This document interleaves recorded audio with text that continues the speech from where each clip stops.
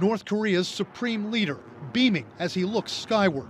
Kim Jong-un visiting a plant that manufactures warplanes in the city Komsomolsk-on-Amur in Russia's Far East.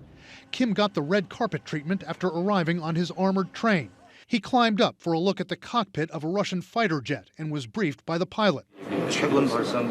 This comes after Kim met with Russian President Vladimir Putin for several hours at a Russian cosmodrome on Wednesday, stoking concerns that Kim's regime is supplying Putin with weapons for the war in Ukraine.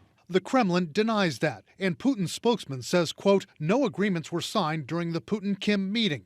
Do you buy that? I don't buy that at all. This is Kremlin speak. They say that to calm people's concerns. And there are a lot of people who are concerned about this visit, this meeting. In fact, an official from South Korea's presidential office says weapons provided by North Korea have already been used by Russia on the battlefield in Ukraine. And the Biden administration believes North Korea delivered rockets and missiles last year for use in Ukraine by Wagner mercenary forces. Talks about the provision of weapons by North Korea to Russia to kill Ukrainians have been advancing and continue to advance. What would both Kim Jong-un and Vladimir Putin get from any deal? Russia, on the one hand, quite desperately needs sources of ammunition and in some cases artillery systems themselves. North Korea, analysts say, is looking to get advanced Russian technology for its weapons and possibly the kind of modern fighter jets that Kim just inspected. But it's not just weapons that these dictators need. North Korea needs food. It always needs food. In addition, and I think this is worth watching, Russia needs labor. Russia is currently facing the most severe labor shortages since records began. And North Korea's been known to send laborers to Russia in the past. Analysts say this rekindled friendship between Putin and Kim, while evoking fears of Cold War-style partnerships of the past, also signals a reduction in stature for the former KGB colonel in the Kremlin.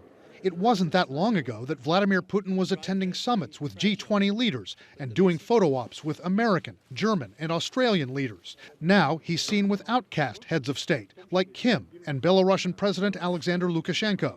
He's no longer in the A list, as they say in Hollywood. He's on the B list. And the movies, of course, become more predictable and more boring, but are still dangerous. Two analysts we spoke to say what they're even more worried about than North Korea supplying weapons and ammunition to Russia is the possibility that that kind of a deal could open the door for China to start sending weapons to Russia secretly through North Korea. Wolf? All right, Brian, thank you. Brian Todd reporting. For more on this, I'm joined now by Sidney Seiler. He's a former National Intelligence Officer for North Korea over at the U.S. National Intelligence Council.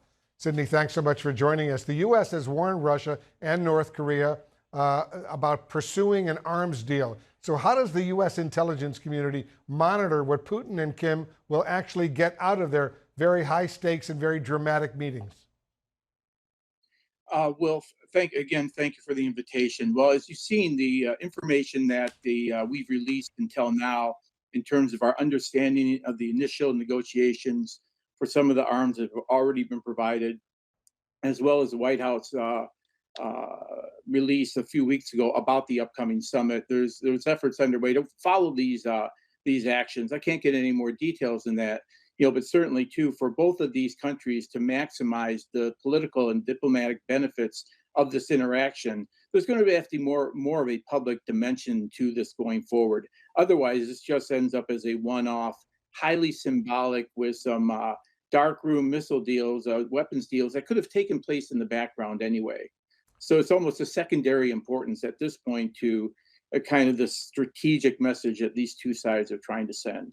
As you know, Sidney, this has been a year of record nuclear provocations from North Korea. Take us inside Kim's head.